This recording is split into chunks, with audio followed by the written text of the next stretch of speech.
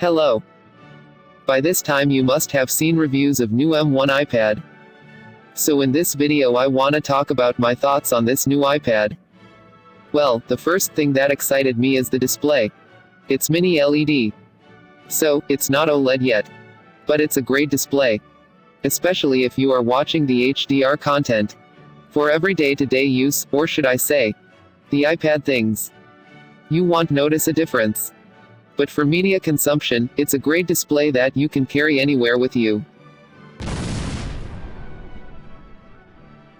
And the next big thing. Of course, the M1 chip. It's the same chip as in MacBook Air, MacBook Pro, Mac Mini and the new iMac. So it has become ubiquitous at this point. iPad Pro was already miles ahead of the competition. And with this M1 chip it's even farther ahead. I think at this point this M1 chip is an overkill for iPad OS. I mean, the hardware in this thing is solid. For the first time Apple has openly announced that it has up to 16 gigs of RAM. Which is dope. So the real limitation of this machine is in the software.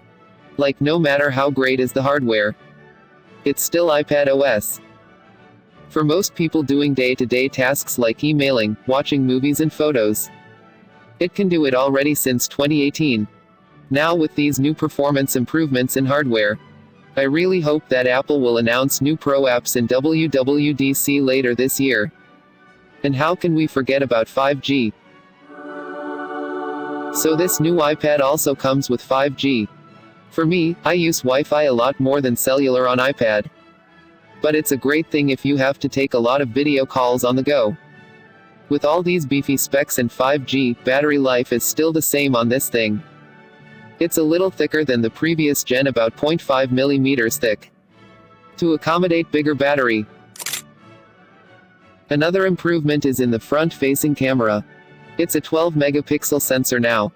And it's a wide-angle lens. So when you are on a video call, it just crops around your face. And as you move the camera slowly pans around, keeping you the center of the frame.